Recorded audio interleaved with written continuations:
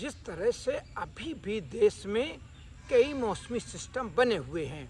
लेकिन ये जितने भी सिस्टम इस समय देश में बने हुए हैं, इनका असर अब दक्षिण भारत तक सीमित रह गया है और पूर्वोत्तर राज्यों तक। लेकिन उत्तर भारत में अब मौसम बिल्कुल शुष्क हो चुका है और पहाड़ों से लेकर उत्तर भारत का, चाहे राजस्थान हो, दिल्ली हो,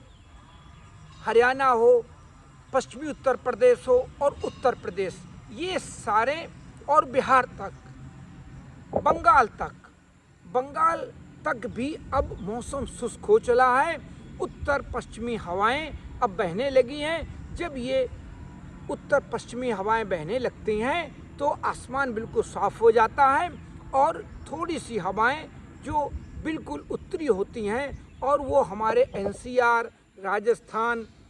इसके साथ हरियाणा, पंजाब पर असर डालती हैं, तो यहाँ तापमान गिरते हैं, ठंडक होती है। अब आगे आने वाले दिनों में ये स्थितियाँ हैं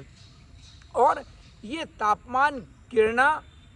हमारी रबी की फसलों के लिए एक बड़ी अच्छी बात कही जा सकती है, क्योंकि जो भी रबी की फसल की बुआई है, उस बुआई के लिए हमें तापमान थोड़ा कम चाहिए होते हैं। चाहे रबी की जो भी फसलें हो, हमारी गेहूं की मेन फसल होती हैं और ये पंजाब में, उत्तर प्रदेश में, हरियाणा में सभी जगह बड़ी ज़्यादा हेक्टेयर्स में बोई जाती है। तो अब उत्तर भारत में मौसम शुष्क रहेगा, तापमान भी गिरेंगे, रातें सुहावनी हो जाएंगी, सुबह भी थोड़ी सिहरन हो सकती है और दिन थोड़े अभी गर्म भी रह सकते हैं। लेकिन जब इन उत्तर पश्चिमी हवाओं की जो हवाएं पहाड़ों से होकर आएंगी, बर्फ़ को छू कर आएंगी, वो निश्चित रूप से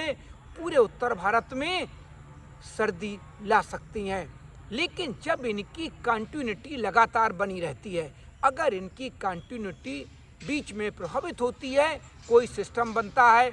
और इसी के साथ राजस्थान में एक एंटी साइक्लोन बन जाता है, जब ये एंटी साइक्लोन भी बन रहा है, अगले कुछ समय में वो भी बन जाएगा, तो ये स्थितियाँ हमारी सर्दी वाली हो जाती हैं कि अब उत्तर भारत में सर्दी आ गई है। इसी के साथ WDB आएंगे और एक नया WDB आएगा, उसका असर भी पहाड़ों पर रहेगा, छुटपुट रूप से बर्फबारी भी होगी। अगले 24 घंटे के लिए जो हमारा तमिलनाडु है, त्रिपुरा है और एक दक्षिण पश्चिम मानसून के बाद एक नॉर्थ ईस्ट मानसून भी आता है, जिसका असर हमारे केरला पर, तमिलनाडु पर, इन सब जगह पड़ता है। तो वहाँ पर भी अब नॉर्थ ईस्ट मानसून की हवाएं अपनी लय बनाने लगी हैं। तो जब दक्षिण भारत इस समय प्रभावित रहेगा, थोड़े पूर्वोत्तर के राज्य प्रभावित रहेंगे, केरल, तमिलनाडु का तक भी कुछ असर है, जहाँ पे भारी बारिश हो सकती है, उत्तर पश्चिमी महाराष्ट्र में हो सकती है, गुजरात में भी बिल्कुल सूखा ऐसा हो जाएगा, वहाँ भी शुष्क हो जाएगा। लेकिन